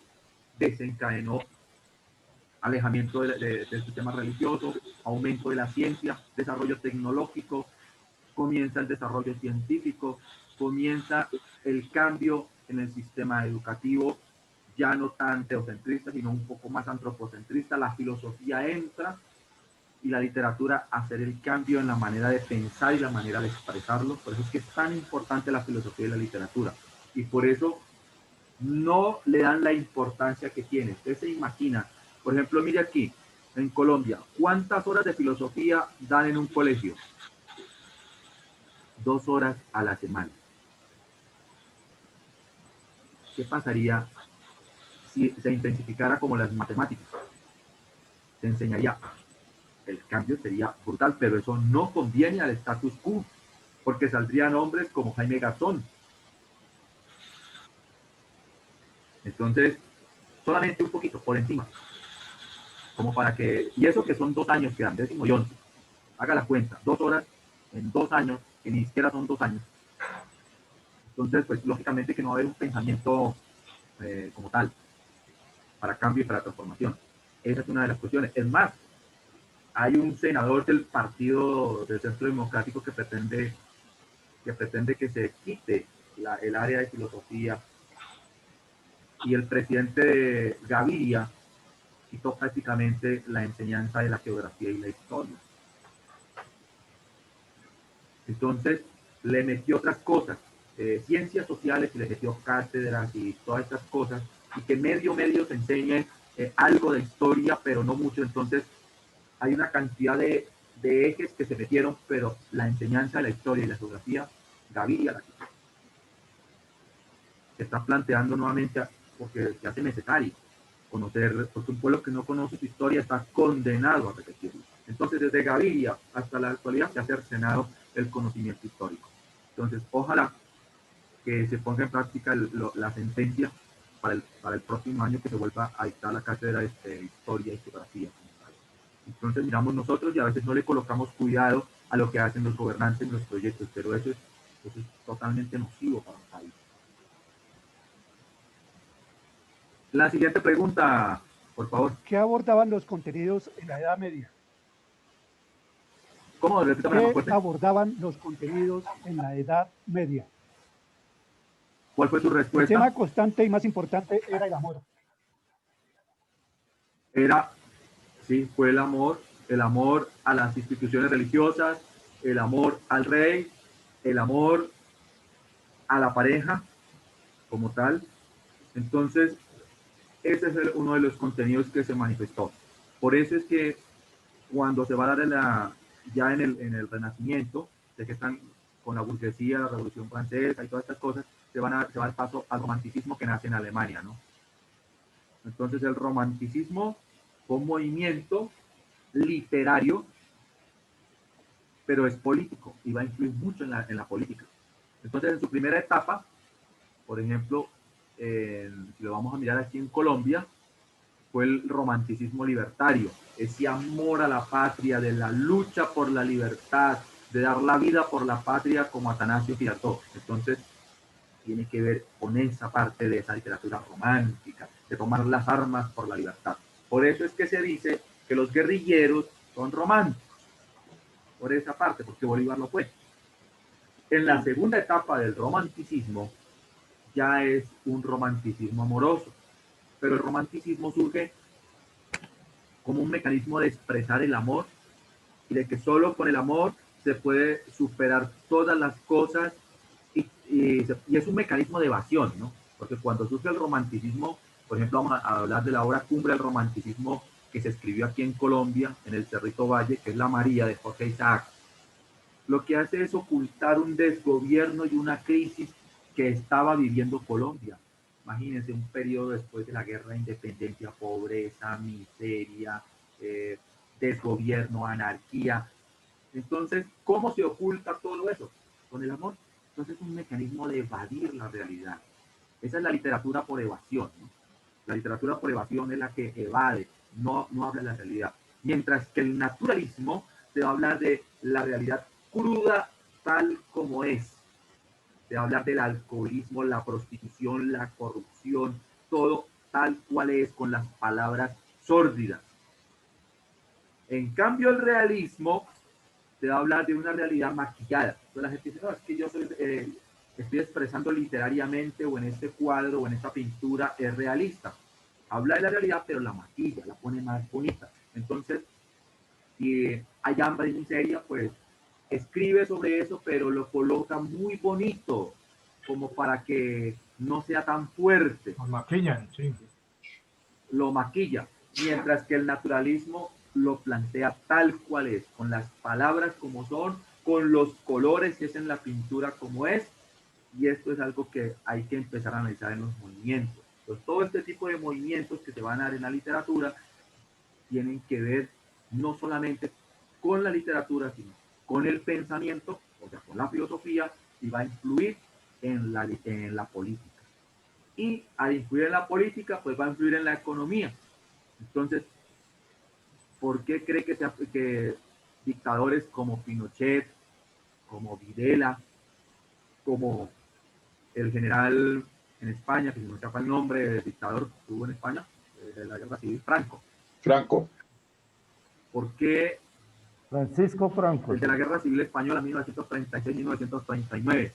España por eso no entra en la Primera Guerra Mundial, porque estaba en la guerra con el general Franco, ante las falanges. Y de ahí surge la ETA. La ETA surge para defenderse de todas las crueldades que hizo Franco. Surge la ETA, que era un movimiento guerrillero, que ya no existe, ¿no? Pero que dio mucha lora y escuchamos hablar mucho de la ETA. Entonces, todavía hay una ETA, profesor. El huracán allá en Florida. En el Caribe. el huracán. Abre la puerta. Sí, No, pero no, sí, pero el movimiento guerrillero ya se acabó. no nombran sino los dictadores de Sudamérica. No, pero en Francia estuvo Charles de Gaulle, en Italia Italia también, Mussolini, Mussolini, en en Polonia Alemania, en Correcto. el Rusia. general Jaruzelski, ¿Por qué creen que ellos persiguieron escritores, En Irán, maestros? en ¿Por qué creen que Libia, por lo menos el general Franco en España fusilaba a los maestros y a los periodistas, a las personas que se atrevían a decir con sus obras literarias la verdad? a difundir cultura? ¿Por qué? Artistas. Artistas. Por eso muchos que estuvieron en su momento maestros universitarios huyeron de España y llegaron a Colombia y llegaron a ser profesores de la Universidad Nacional. Entonces, la Universidad Nacional tuvo este hecho violento de España y esta situación que a los maestros les tocó huir de allá por el mundo, y específicamente muchos de ellos llegaron acá a la Universidad Nacional. Ese hecho violento catapultó a la Universidad Nacional como una de las mejores en América Latina y en el mundo. Y desde ahí la Universidad Nacional ha seguido conservando Ese prestigio. ese nivel académico. De pronto nosotros lo analizamos ahora y lo vemos, pero es porque vino desde allá a consecuencia de eso. ¿Y por qué Pinochet hizo el Carnaval de la Muerte?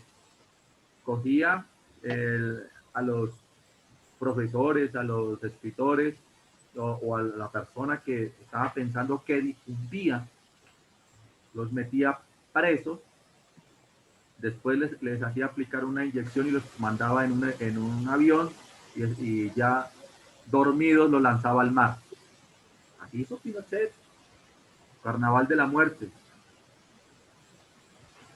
¿Y quién estuvo de acuerdo con todo eso por conveniencia? Estados Unidos, como imperio. Entonces miremos que siempre hay algo que tenemos que analizar detrás de todas estas implicaciones. Por eso es que nos debemos destetar de Estados Unidos, pero no queremos. Es que Estados Unidos, si quiere seguir siendo potencia, le toca hacer así. Es que el capitalismo no es que sea malo. Yo donde he visto...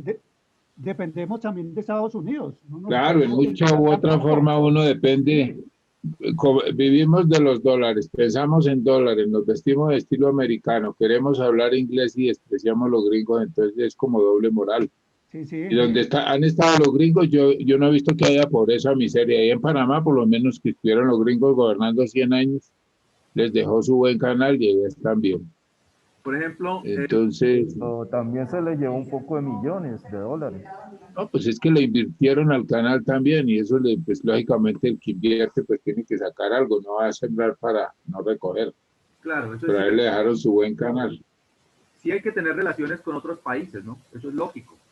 Lo que no se puede permitir es la injerencia política, económica, militar y social. Exacto. De un imperio o de un país sobre la patria. Esa es la cuestión. El dinero y el capitalismo no es malo, porque es uno de los mejores, o sea, no es un sistema perfecto, pero es uno de los mejores sistemas que nosotros podemos tener. Pero tener en cuenta, por ejemplo, como la política del gran garrote de Estados Unidos con Theodore Roosevelt, en la cual la política de Theodore Roosevelt como presidente norteamericano que fue, la política fue, habla suavemente y tiene a la mano un buen garrote, así llegarás lejos. Era la política norteamericana y sigue siendo la política norteamericana. Entonces, ¿qué hizo Theodore Roosevelt y qué hacen los presidentes norteamericanos? Y si usted va a ver los libros de historia, aparece Theodore Roosevelt con el garrote aquí, pisoteando la clase obrera latinoamericana. Eso es lo que se le cuestiona. ¿Cómo es posible de que el Estado colombiano permitió la masacre de las bananeras realizada por el ejército colombiano, lastimosamente? ¿Por qué? Porque Estados Unidos lo llamaron, le dijeron, me protege esa empresa que es mía. Y el presidente de Colombia de la época le dijo, necesito que me calme a esos obreros allá. A sangre y fuego, pero me los calma. Que hay que rendirle pleitesía al imperio. Y pasó la masacre de la Bananera. Y usted puede mirar la historia, y así fue. No me lo estoy inventando. Entonces, eso es lo que uno le cuestiona a los gobiernos, que se arrodillan para la injerencia. Colombia, si tiene una constitución, debe hacerla respetar. Y eso es lo que hace falta. Un presidente que haga respetar la constitución y la ley. Es que eso es como cuando el vecino llega a mi casa y el vecino quiere hacer en mi casa lo que se le dé la gana y pasar por encima de mí, de que soy la dueña de la casa. Claro, Profe. Podemos permitir que Profe. los militares, que haya intercambio militar, apoyo militar, que haya alianza, podemos permitir tener relaciones comerciales, pero no como las relaciones que implementó Uribe con el TLC. Y aquí se llevan los mejores productos, el trigo, el maíz, y a cambio de allá nos están mandando el hígado que lo botan, el hígado importado, porque allá no consumen el hígado, ni las vísceras de los animales. Los cuartos traseros de los pollos tampoco, porque están las vacunas. Entonces, todo lo que están botando allá, y aquí el negocio de que ellos se lleven el maíz, el trigo y los productos. Entonces, creo que ahí ese TLC que se firmó con Estados Unidos fue un TLC mal firmado. Y eso es lo que, o sea, si uno va a hacer un negocio con otro país, tiene que haber una ganancia mutua de parte y parte. Y como es que allá botan los hígados, entonces acá tienen que, los van a traer para acá para que ellos de acá se lleven el maíz. O sea, cosas que no son. Y es ahí donde de pronto entramos nosotros a mirar. Ahora, toda la importación, sí, hay que tener relaciones, pero más ecuánimes, relaciones económicas no se puede decir que en igualdad de condiciones porque no tenemos la técnica. Entonces, ¿cómo vamos a tener una educación acá o una competencia si la industria técnica está todavía muy atrasada? Entonces, todo eso hay que analizarlo. Profe. Vamos con la siguiente. Ahí viene esa perra. Profe, buenas tardes. Buenas tardes. Uy. Profe, es que necesito pedirle el favor que con su venia para retirarme de clase que tengo que ir a recoger a mi hija. Bien, pues, don Lázaro, sí. Vaya, entonces, me hace un favor, don Lázaro, entonces me resuelve el taller y me lo envía, por favor. Bueno, profe, con todo gusto. Ok. La siguiente pregunta, don Víctor. ¿Qué diferencia hay entre la estructura métrica paralelística y la estructura segelesca? Vamos con las estructuras. Entonces, ¿cuál fue su respuesta? Estructura segelesca. Utilizaba algo conocido como segel, tipo de poemas de las regiones arábigo-andaluzas. Apareció en el castellano en el siglo XIV. Característica, se forma por octosílabos con forma de estribillo y se acompaña con uno o dos versos. Estructura paralelística, forma que tenían los hebreos de hacer poema en la época medieval. La idea era expresar como expresan el poema. Aquí es donde miramos nosotros qué influencias encontró usted en eso. ¿Influencia de qué cultura o de qué pueblo? La hebrea y la árabe. La hebrea y la árabe. ¿Y por qué sería esa influencia tanto hebrea como árabe en el castellano? Por la de latín. ¿Por las invasiones? Antes del latín. ¿Por qué sería esa influencia, doña Nelly? ¿Por qué en los escritos de la literatura española se encontró vestigios o se encuentran vestigios hebreos y árabes? ¿Por qué? ¿Qué pasó? ¿Qué aconteció? Don Marcos. Sí, profe. ¿Por qué aconteció eso? Como le dije, profe, no vi su clase, entonces no estoy empapado, pero yo le respondo por el taller, no hay problema. Andrea, ¿por qué sería eso?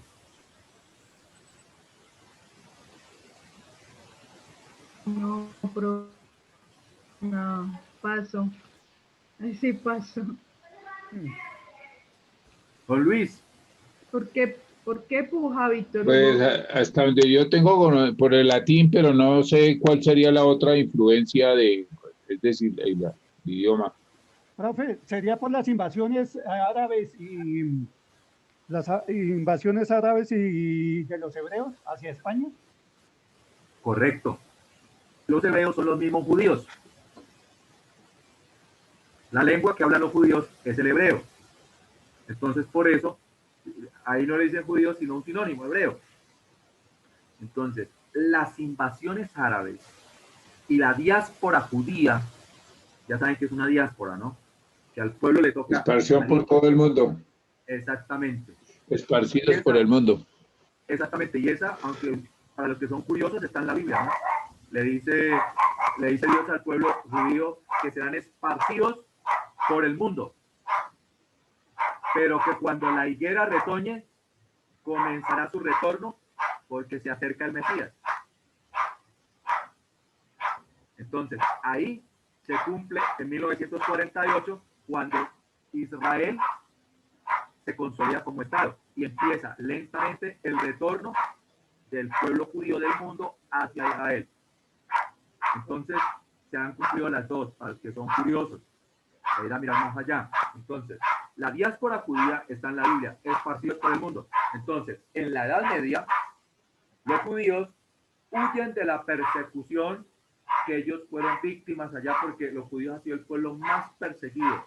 Todo imperio ha querido destruir Jerusalén, el pueblo israelí. Ha querido acabarlo con todo.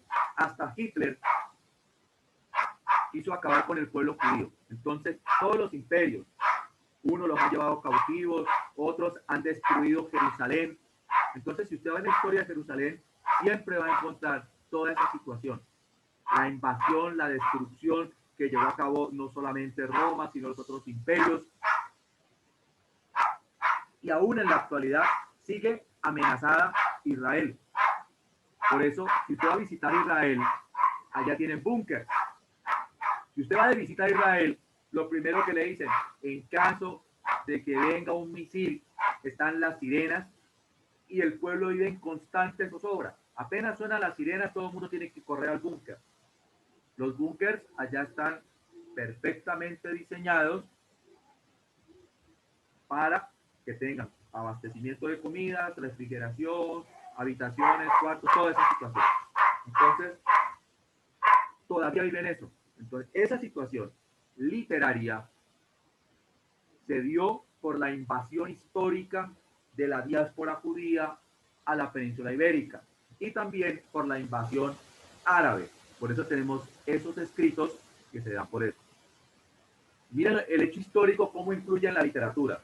Y lo que habla don Luis del latín se da antes de la llegada de los judíos y antes de la llegada de los árabes. Cuando el Imperio Romano de Occidente se catapulta como imperio, lo que hace es invade Europa. Entonces invade España, Portugal, también invade Asia. Por eso miramos a las tropas romanas en Jerusalén. Cuando vemos las películas de Jesucristo es porque Roma se extiende militarmente como imperio.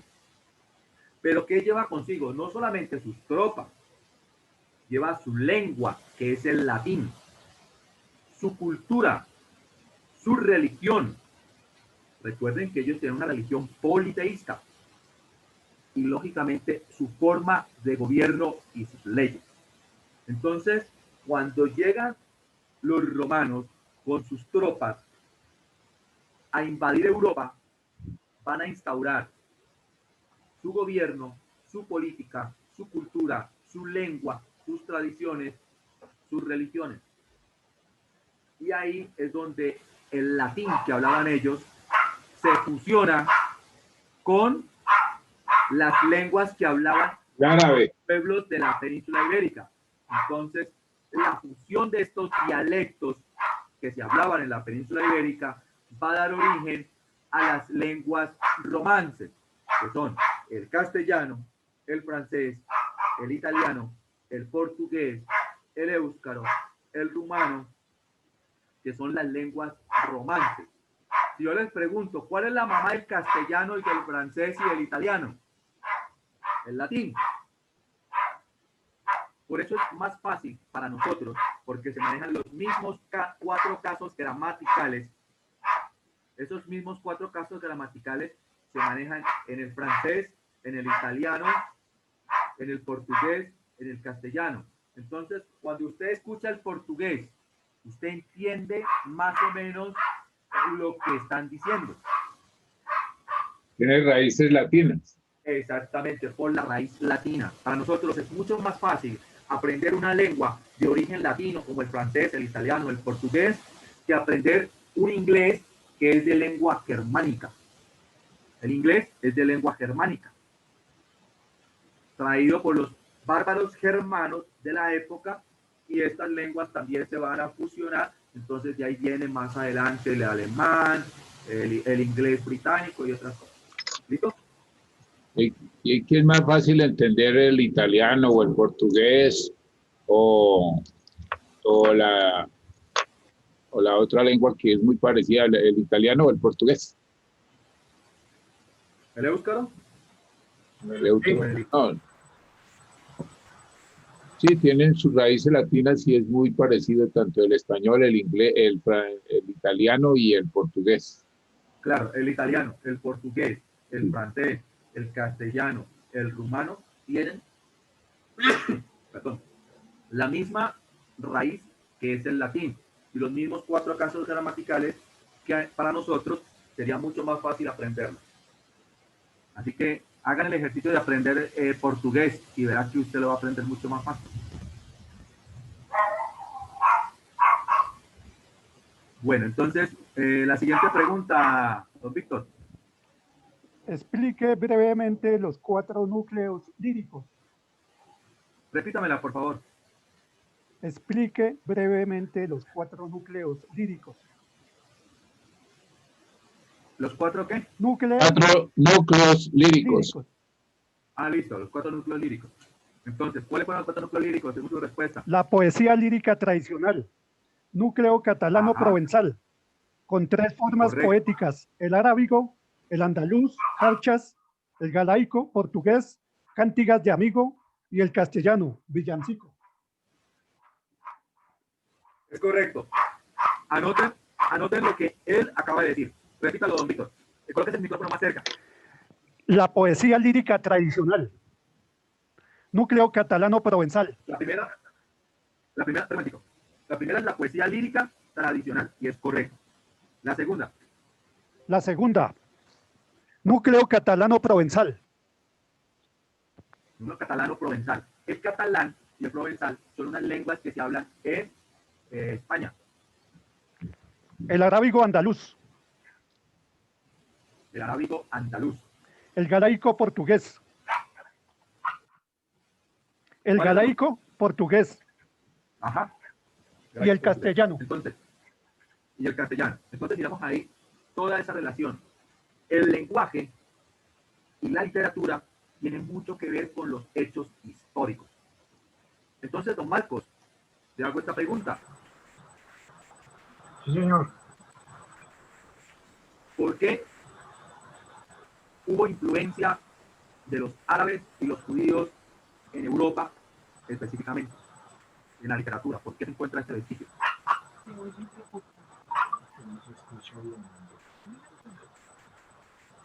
Entre los árabes, ¿qué, profe? ¿Por qué se encuentran en la literatura española escritos árabes o mozárabes?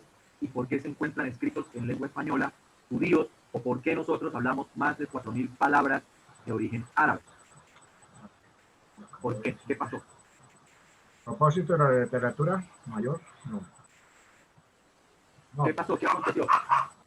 Literatura española no. Los líricos, acabo de decir la literatura. No.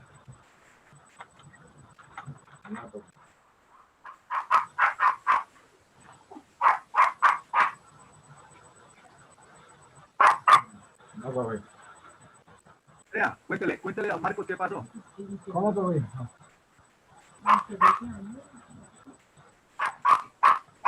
Viene esa perra. Es que no escucha. Ahí viene esa perra. Eso sí, oye. Eh,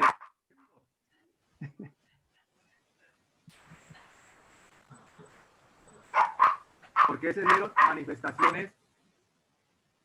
¿Por qué se dieron manifestaciones literarias? Profesor, joven, no le entiendo nada, no se escucha bien. Yo no sé si es que aquí está cayendo una granizada terrible y no le escucho bien. No le entiendo nada. Ya le voy a escribir acá entonces para que usted me responda por acá. Por el chat de Zoom.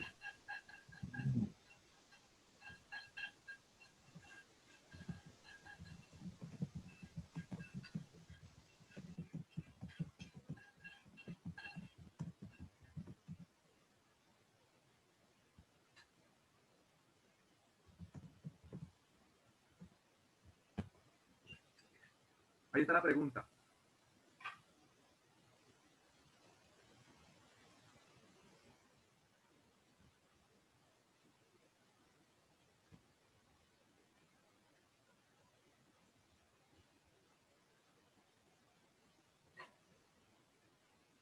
¿Sí me entendió, don Marcos?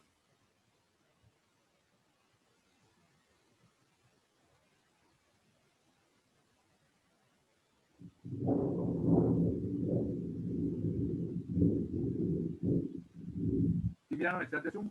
Sí, lo leí. ¿Por qué se dieron escritos en lengua árabe y judía en España? Sí. ¿Qué pasó? ¿Qué aconteció? Ya lo dijimos, fue por las Sí, invasiones. solo le escuché decir que pues, de más de 4.000 palabras. Sabían, pero no. Bueno, ¿y por qué hablamos las 4.000 palabras, más de 4.000 palabras árabes? ¿Por qué? ¿Qué pasó? No. Más de 4.000 palabras. Andrea, ¿cuál sería la respuesta? Por injerencia, entonces, por la injerencia de los árabes en ese entonces, porque estaban en esa época aquí no tengo la palabra, los árabes en esa época estaban allá más entrados, o sea, no me acuerdo ahorita la palabra.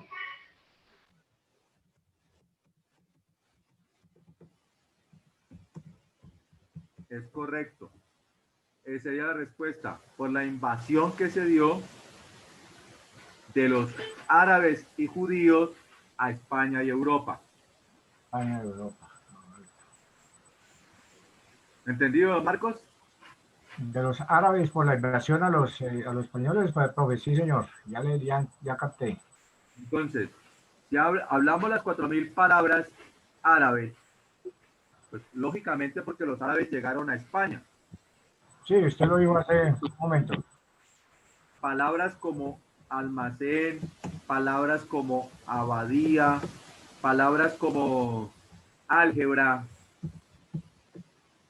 palabras como alcohol, son palabras árabes. Y palabras como judía, habichuela, son palabras, la habichuela es la misma judía.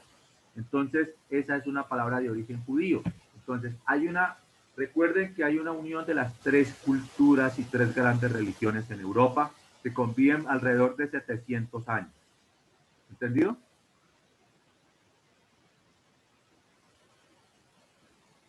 La siguiente pregunta, don Víctor. ¿Qué era juglar y a qué se dedicaba? Don Luis, respóndame esa, por favor. El juglar eran personas, juglar era una persona cuyo oficio era denominado o un menester recitar o contar historias en plazas y castillos. O sea, los juglares cantaban y contaban historias para divertir a la gente en la Edad Media. Y a cambio de eso, ¿y qué sabían cantar y bailar acá. Juglares en la Edad Media? ¿Cómo, profesor? ¿Qué contaban los juglares en la Edad Media? Ellos cantaban las historias de las vivencias de ese momento.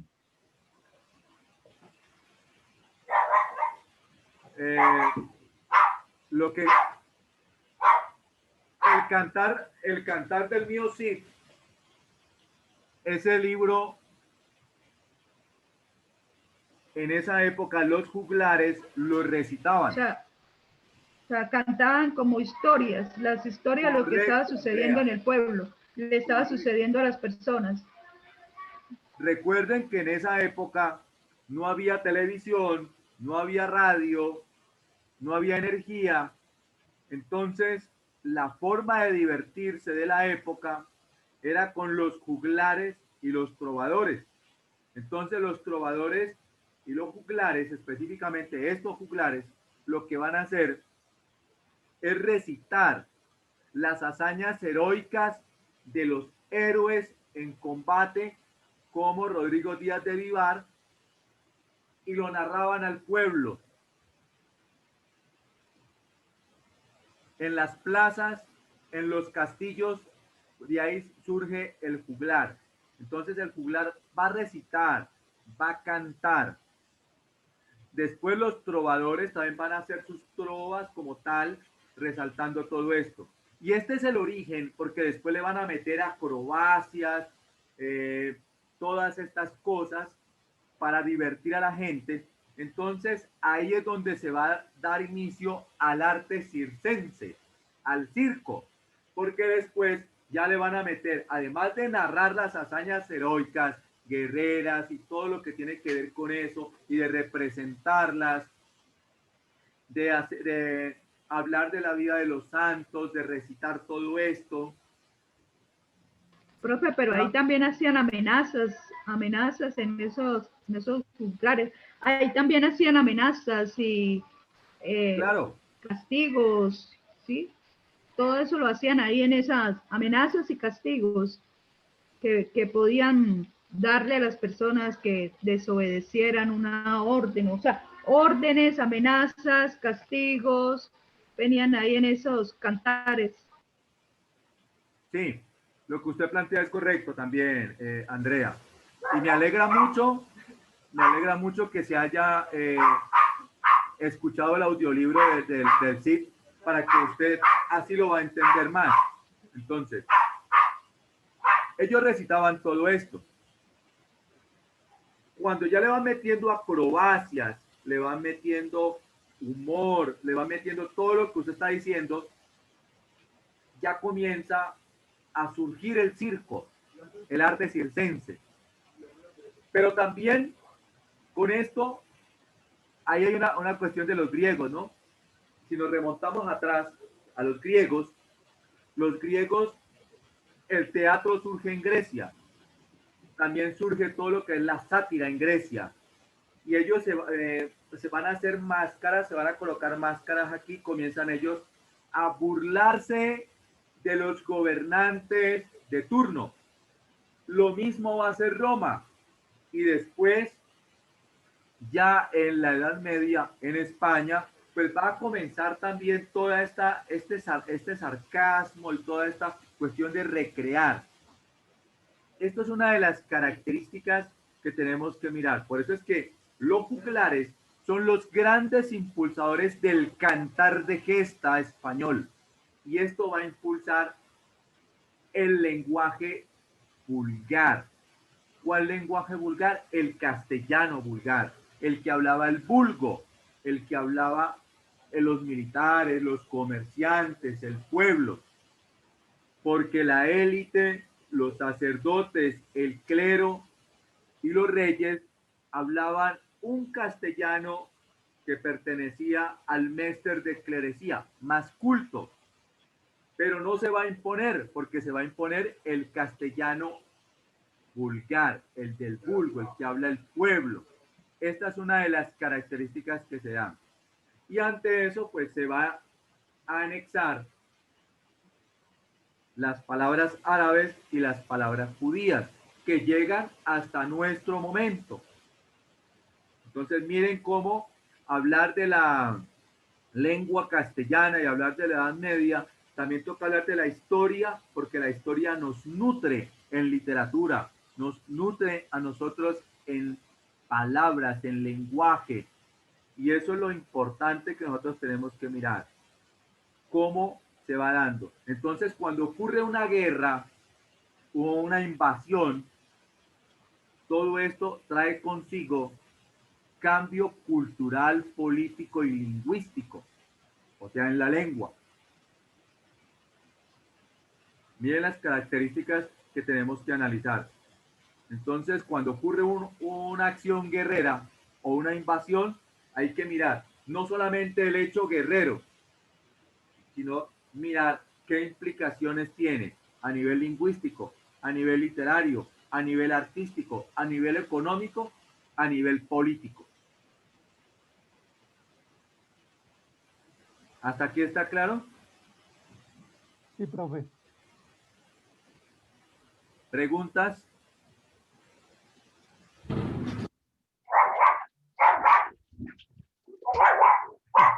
Eso como está lloviendo y cae tempestad eléctrica, el perro se alborota. Nada, profe. Yo que no escucho nada, profe, porque está Profe, tápele los oídos. A mí se me alborotó el hambre. Bueno, profe. Profe, tápele los oídos al perrito. Aquí está cayendo una granizada que no escucho nada. Dejemos para la próxima clase, profe, porque ya son las 2 también. Bueno, ¿cómo les ha parecido la clase? Muy interesante. Excelente. Entonces, ya prácticamente se está terminando el tiempo.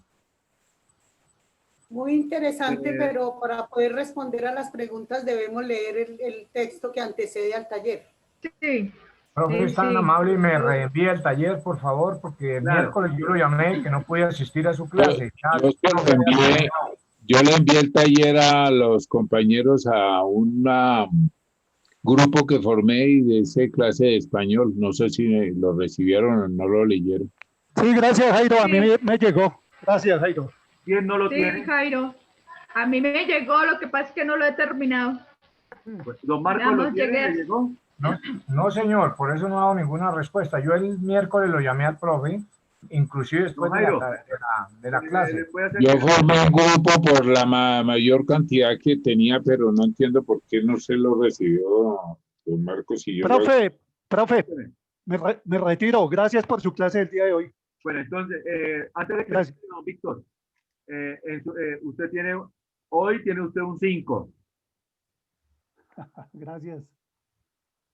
De verdad. Profesor, yo antes del día miércoles le estoy haciendo llegar mi taller, porque recuerde que yo estaba en 2 citas médicas, por eso no pude asistir a la clase el miércoles. Igualmente, yo le hago llegar el taller tan pronto lo vea, yo con mucho gusto, profe, porque sinceramente no lo vi, como le repito, el miércoles yo lo llamé porque su persona ya había terminado la clase y yo estaba confundido que era la clase de 7 a 9, que ahí tengo un cronograma que no me coincide. Listo, entonces yo no puedo mirar clase de 5 a 7. Tenemos clase mañana a la misma hora. Mañana tenemos IFE, no podemos estar en clase, profe. Ah, es verdad que mañana tienen IFE, sí, señor. Sí. Entonces le pido el favor de que a mí me cambiaron el horario y a los señores de universitaria y ahora tenemos que trabajar de 5 a 7 de la noche. Entonces no podemos ver en ese horario de 5 a 7. Entonces, tenemos horario de 7 a 9. Como usted no puede estar, hay unos que no pueden estar en la clase de 5 a 7, pues por cuestiones laborales. La mayoría de los de universitaria no podemos estar. Por cuestiones laborales. Entonces, ustedes ven en la grabación, ven la grabación en YouTube, yo subo la clase y me van resolviendo las actividades, ¿listo? Con mucho gusto, muchas gracias, profe. Bueno, entonces, nos vemos, mañana no nos vemos. Tiene la bondad y me lo reenvía y con mucho gusto yo hago lo. Muchas gracias. Bueno, profe, buena tarde. El miércoles volvemos a tener clase. Hasta el miércoles. El miércoles que volvemos Sí. a tener clase. Gracias, profesor. Chao, ya, Quedo ya. pendiente de enviarle mi taller. Chao, Gracias. Lucero. Chao, profe. Chao. Que tenga buena tarde. Feliz tarde para todos los demás.